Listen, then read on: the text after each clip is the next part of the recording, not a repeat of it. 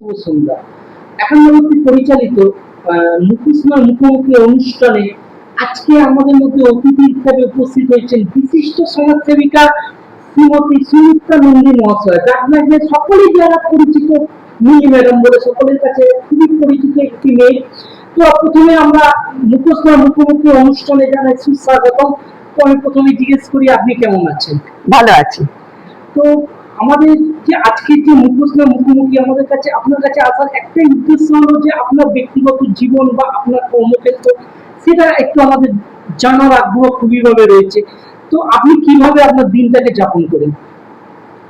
আমি আমার সারাদিন ধরুন সংসারের কাজকর্ম আর ছেলে মেয়ের পড়াশোনা এবং নিজের কিছু শখ আছে, এইভাবে দিন কাটিয়ে দিই। তো মোটামুটি আপনার পরিবারে কতজন সদস্য? আমাদের পরিবারে আমরা 4 জন, আমার হাজবেন্ড আর আমার মেয়ে আর ছেলে। এবার এই যে আপনি বলেন, একটু আগেই বললেন যে আপনার বিভিন্ন শখ রয়েছে, তো এখন মেইনলি কি কি শখ আপনার রয়েছে? মেনলি শখ হচ্ছে কি ধরুন গান করা, আর আমি নিজে আবৃত্তি প্র্যাকটিস করি, এটাই শখ। আর কিছু শখের রান্না বান্না ধরুন। তো এত কিছুর মাধ্যমে কাজকর্ম করে বা এতটুকু সময় ব্যয় করে তো আপনি কিভাবে একজন সমাজসেবিকা হয়ে উঠলেন? আমার খুব ছোট থেকেই ইচ্ছে ছিল যে আমি দুস্থ মানুষদের জন্য কিছু করি। সেই ইচ্ছাটা আজ আমি এই 6 মান্থ ধরে পূরণ করতে পেরেছি। কারণ তখন আমার ছেলেমেয়েরা খুব ছোট ছিল, আমার জয়েন্ট ফ্যামিলি ছিল, তখন আমি বেরোতে পারতাম না। এছাড়া দেখুন, নিজের সংসারকে আগে প্রায়োরিটি দেওয়া দরকার আমি মনে করি। হ্যাঁ, সমাজসেবা তো করি, পার্সোনাল সমাজসেবা আমরা করি, কিন্তু কোনো সংস্থার সঙ্গে যুক্ত হয়ে সমাজসেবা করতে পেরে আজকে আমার খুব ভালো লাগছে। এই 6 মাস ধরে আমি সত্যি খুব আপ্লুত যে 51 হাত ধরে আমি এগাচ্ছি, এবং 51 যে কর্ণধার সুরজিৎ সিংহ মহাশয়, আমি আমি ওনাকে ফেসবুক থেকে দেখেছি। ফেসবুকে ওনার কর্মকাণ্ড দেখতাম, আমার খুব ভালো লেগেছিল। তখন আমি আমার একটা ভাইকে বলি আমি এই কর্মকাণ্ডের সঙ্গে যুক্ত হতে চাই। সেই ভাই কিন্তু তার সঙ্গে কথা বলে আমাকে আলাপ পরিচয় করিয়ে দেয়। প্রথমত আমার হাজব্যান্ড কে আমি বলিনি, আমি দাদার সঙ্গে সেই সুরজিৎ সিংহ কর্ণধারের সঙ্গে কথাবার্তা বলে এসে তারপর আমি আমার হাজব্যান্ডকে বলি। তো আপনার কথা শুনে আমার দুটো প্রশ্ন খুব সহজভাবে মনে পড়ছে।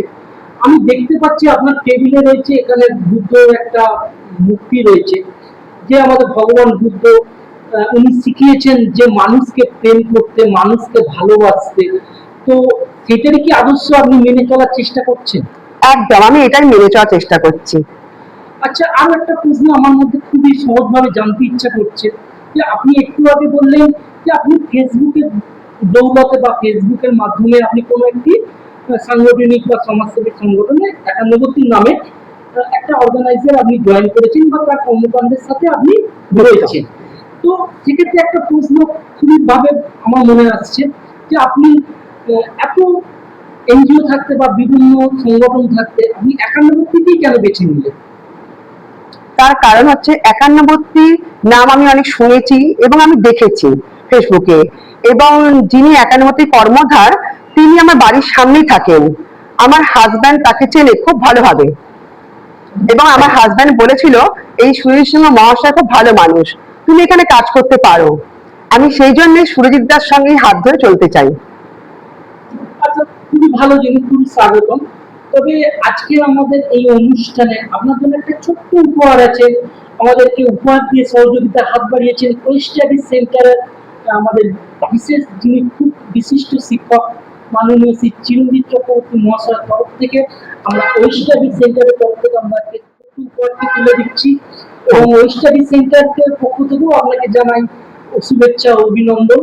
তো আমাদের নেক্সট যে প্রশ্ন, আপনি যে ধরুন এত কাজ করছেন, ঘরের একটা পারিবারিক সংসারিক জীবন বা আপনার একটা কবিতার জীবন বা আপনার একটা গানের চর্চা বা এদিক থেকে আপনার একটা সমাজ সেবার চর্চা, তো এই এত কিছুর মধ্যে তো আপনি নিজেকে কি সময় দিতে পারবেন মানুষের পাশে থাকার জন্য?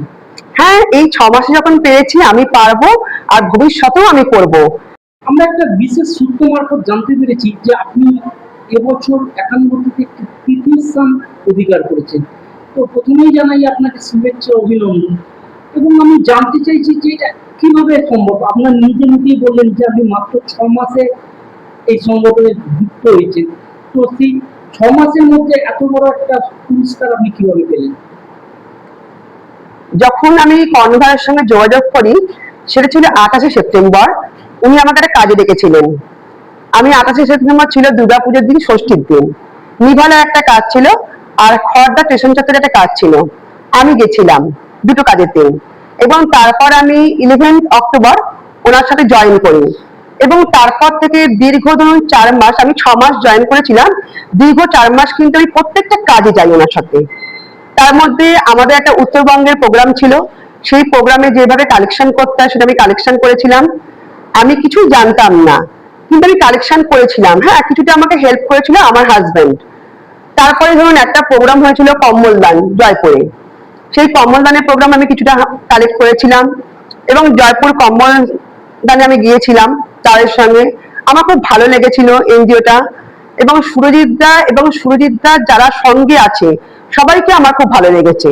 তো তারা আমাকে খুব সত্যি ভালোই ভালোবাসা দিয়েছিল, এবং আমিও চেষ্টা করছি তাদেরকে যতটা সম্ভব ভালোবাসতে।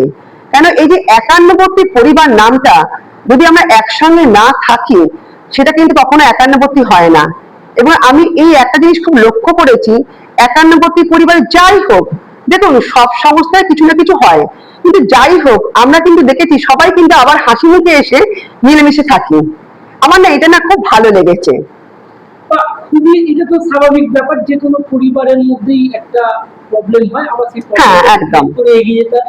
এটাই আমাদের মানুষের একটা জীবন, বা মানুষের চলার পথে এই সমস্ত বাধা প্রতিকূলতা কেটে নিয়ে মানুষ এগোতে হয়। হুম।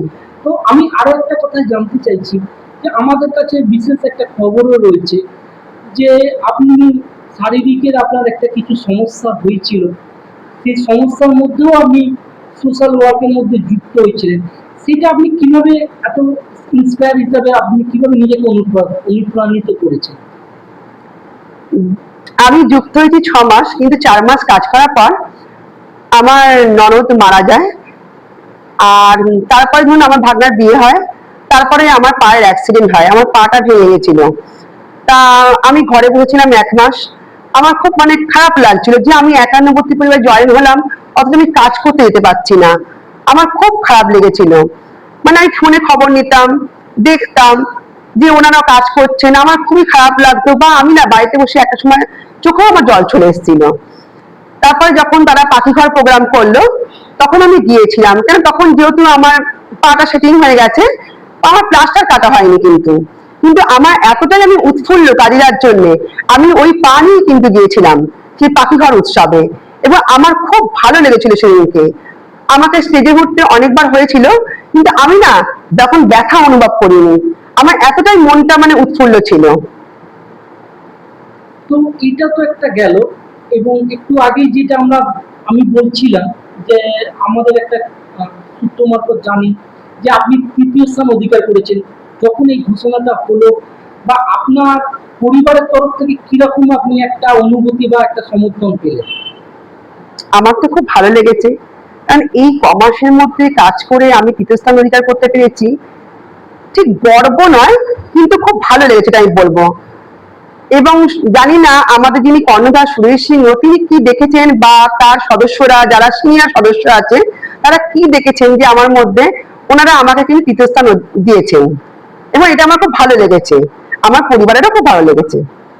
তো এইটুকু বলতে পারি যে একান্নবর্তী, যেটুকু আমাদের কাছে খবর থাকে বা যেটুকু আমরা জানি, একান্নবর্তী কোনো মানে পেশাদারিত্ব ভাবে সংগঠন, তারা যেটুকু ন্যায্য বিচার করে বা ন্যায্য বিচারের প্রতিযোগীকে স্থান দেয়, যার যেরকম যোগ্যতা তাকে তুলে আনার চেষ্টা করে।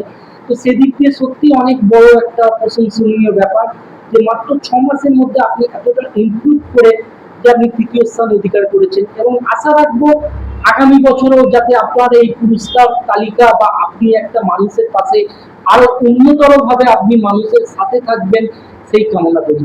তো আমি একটা ছোট্ট আবদার আপনি বলতে পারেন, যে আপনার যে আবৃত্তি করেন, তো আপনার মুখে আমি একটা ছোট্ট আবৃত্তি শুনতে চাই, বা আমাদের যারা দর্শকরা রয়েছে তারাও আপনার মুখে একটা ছোট আবৃত্তি শুনতে চাই।